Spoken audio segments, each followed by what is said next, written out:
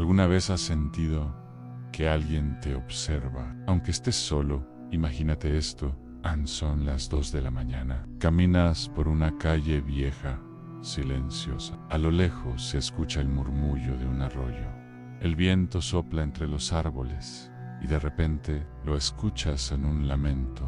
No un grito, no una voz clara, un susurro que se clava en la espalda. Eso es justo lo que muchos dicen haber sentido al pasar por un lugar muy conocido en León, Guanajuato. Un lugar que parece normal de día, pero cuando cae la noche, cambia. Hoy quiero contarte una historia que se ha transmitido por generaciones. Una historia que comienza con un nombre curioso, en el Arroyo del Muerto. Tal vez has pasado por ahí. Tal vez no sabías lo que ocurrió. Pero después de escuchar esto, tal vez ya no quieras volver. Déjame contarte algo. En cada ciudad, en cada rincón del mundo, hay un lugar al que todos conocen, pero nadie quiere mirar de frente. En León, Guanajuato, ese lugar está justo en medio del camino. Miles lo cruzan todos los días, algunos caminando, otros en coche. Pero casi ninguno sabe la historia real. Aimo sí la sabe. Prefiere no hablar de ella. El puente de El Cuecillo.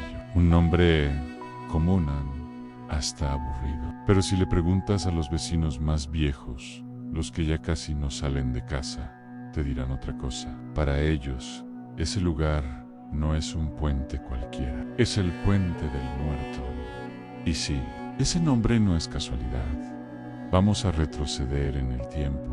Hasta el año 1831 Xala era otra. Calles de tierra bujos, jalando cajetaos, faroles de aceite iluminando las noches. Y en medio de todo eso, un problema: la gente necesitaba cruzar el río. Era el río de los Gómez, caudaloso en temporada de lluvia, traicionero en época seca.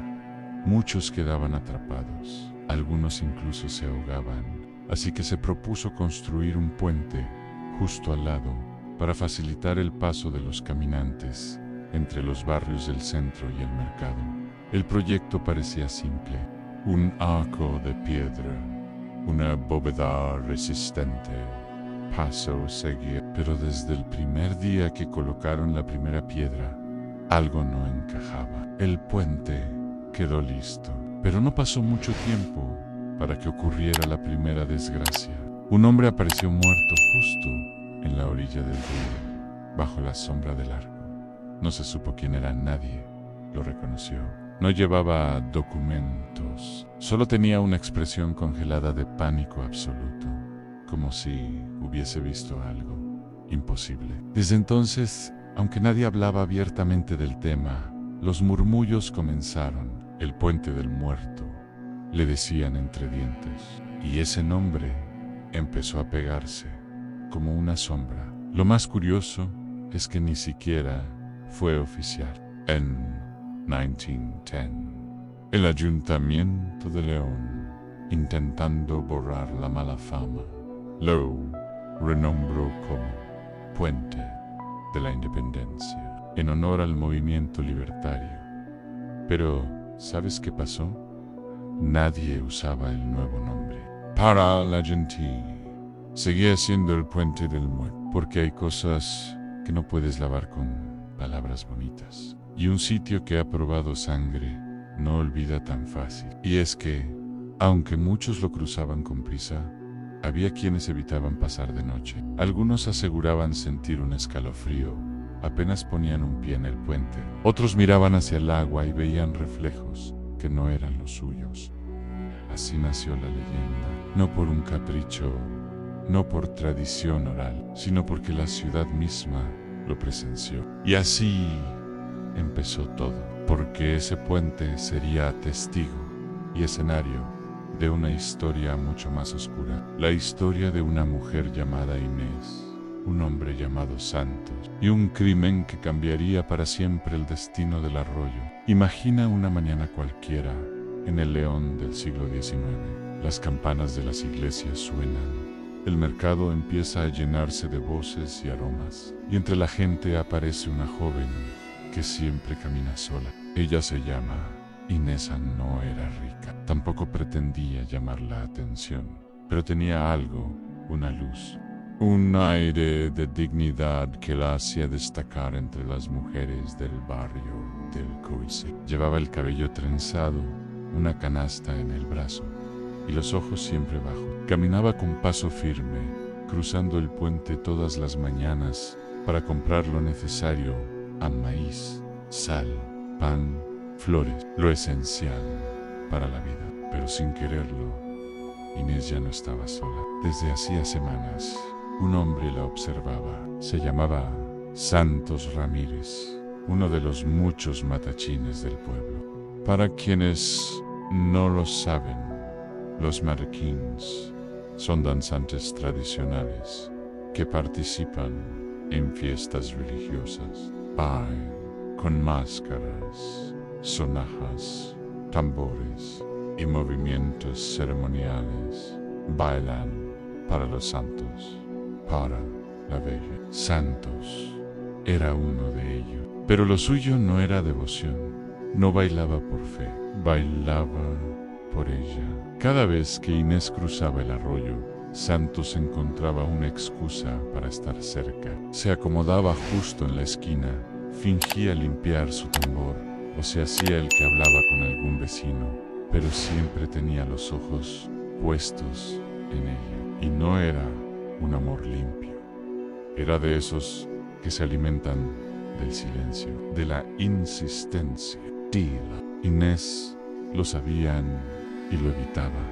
Le negaba la mirada, le cerraba la puerta, le respondía con frases cortas, con ese tono educado pero firme que las mujeres han usado durante siglos para protegerse del acoso. Pero Santos no entendía un no y cada vez que ella lo ignoraba, su obsesión crecía. La gente empezó a notar que él ya no bailaba con alegría, que había algo en su mirada, como una llama apagada, como si lo estuvieran consumiendo por dentro. Y por si eso fuera poco, había alguien más. Otro hombre rondaba a Inés, un sujeto de mala fama, de esos que se esconden entre las sombras, violento, impulsivo, conocido por beber de más y resolver con los puños lo que no podía conseguir con palabras. A diferencia de Santos, no la seguía por obsesión, la acechaba. A nadie sabía su nombre con certeza. Algunos lo llamaban el mestizo del callejón viejo. Otros solo decían el otro. Lo cierto es que Inés estaba atrapada. Dos hombres detrás de ella, uno con la máscara del amor romántico, el otro con el rostro del miedo puro. Y en medio de todo eso, una mujer sola, que solo quería ir por su mandado en paz. ¿Dónde estaban sus padres? Algunos dicen que vivía con una tía enferma, otros que era huérfana. Lo que está claro es que nadie la protegía. Y eso, en aquel tiempo, era una condena, pero Inés resistía. Cada día seguía cruzando el puente, seguía yendo al mercado, seguía enfrentando esas miradas, esas palabras disfrazadas de halago, esos silencios que pesan más que cualquier grito. Y Santos se retorcía en su obsesión. Decía cosas extrañas entre dientes. Aseguraba que si no era para él, no sería para nadie. Y tú sabes lo que suele pasar cuando una persona no sabe perder. Lo que pasa cuando alguien confunde el rechazo con traición. Lo que pasa cuando el amor se convierte en furia. La tensión se había vuelto insoportable. La gente del barrio ya lo notaba. Había miradas en murmullos, un aire pesado flotando sobre el jardín de San Francisco de El Coecillo, como si algo estuviera a punto de romperse. Era un día como cualquier otro en caluroso, el cielo despejado. Los puestos del mercado ya estaban levantados. El olor a pan recién horneado se mezclaba con el de la tierra mojada por el riego de la mañana. Y ahí estaba Inés, como siempre, caminando con su canasta, evitando cruzar miradas. Y ahí estaba también Santos Ramírez, de pie junto al kiosco, fingiendo que afinaba un tambor. Pero esta vez no estaba solo. A unos metros de él, parado con los brazos cruzados, lo observaba el otro, el que la gente evitaba, el que caminaba con paso firme y mirada torva. Los dos sabían que el otro existía. Los dos sabían que no podían compartir a Inés. Y aunque ella no les pertenecía, en sus mentes ya la habían convertido en un trofeo. El silencio se rompió con un grito. Nadie supo quién lo lanzó primero. Algunos testigos dijeron que Santos se acercó al otro hombre y le pidió que dejara en paz a Inés, que ya la estaba perturbando demasiado. Otros aseguran que fue al revés, que el forastero lo provocó para lo llamó perro faldero, enamorado fracasado. No hay registros. Solo, lo que sí está claro es que hubo un forcejeo. La canasta de Inés cayó al suelo. A las frutas rodaron. Ella retrocedió, asustada. Y entonces el cuchillo brilló. Un destello corto, un movimiento rápido y el filo se hundió en la espalda de Santos. El cuerpo de Santos Ramírez se arqueó hacia atrás. Abrió la boca, pero no pudo gritar. Un hilo de sangre le corrió por los labios. Cayó de rodillas y luego al suelo. Algunos niños comenzaron a llorar. Las mujeres gritaron. Los comerciantes bajaron las cortinas y el asesino simplemente se marchó. Nadie lo detuvo. Nadie se atrevió. Todos miraban al suelo, como si mirar al asesino directamente fuese a traerles la muerte también. Inés se quedó de pie, temblando, la falda sucia, las manos cubriéndose el rostro. Dicen que no lloró, dicen que se le fue la voz. Esa misma tarde, una lápida improvisada apareció en la esquina del jardín, justo donde el cuerpo había caído, una cruz de madera, letras escritas a mano con cal. Santos Ramírez murió 5 de junio de 1826, en rogada a Dios por el descanso de su alma. No hubo misa, no hubo velorio. La ciudad entera guardó silencio y el asesino se desvaneció, como si nunca hubiera estado ahí, como si la tierra misma lo hubiese tragado. Se organizaron búsquedas, se revisaron casas abandonadas. Nadie volvió a verlo. Y aunque la historia parecía cerrarse con esa muerte, en realidad era solo el principio, porque el arroyo, ese que tantas veces había visto cruzar a Inés, ese que se escondía bajo el puente de piedra, estaba a punto de cobrarse otra vida. Habían pasado semanas. El nombre de Santos Ramírez ya comenzaba a desvanecerse en las calles. Los vecinos del Cuecillo seguían con su vida. Las vendedoras regresaban al mercado. Los niños jugaban en el jardín como si nunca hubiese habido sangre en la tierra. El asesino no apareció. Poco a poco, como sucede en tantos lugares, la tragedia fue sepultada por la rutina. Pero no olvida. Dicen que los lugares absorben lo que ocurre en ellos, que el agua, la tierra, las piedras guardan memoria, y en la oscuridad esa memoria se pudre hasta que revienta. Era una madrugada de agosto, una de esas noches en que el calor se aferra al cuerpo como una segunda piel. El viento no soplaba y la ciudad dormía con un silencio denso. Dos vecinos del barrio volvían a casa después de una velada con mezcal y canciones. Caminaban tranquilos, entre risas cansadas, siguiendo el sendero que bordea el arroyo. Pasaron junto al puente de El Cuecillo, ese que la gente aún llamaba del muerto, aunque nadie lo dijera en voz alta, después de las 10 de la noche. Entonces, plove. Primero, pensaron que era un bulto, un perro, tal vez basura arrastrada por la corriente, pero cuando la luna asomó entre las nubes y bañó el agua con su luz pálida, la verdad se reveló. Era un cuerpo humano, tirado en el ribazo, junto al agua turbia, la piel desgarrada, la ropa hecha trizas y el rostro irreconocible, lo habían apuñalado.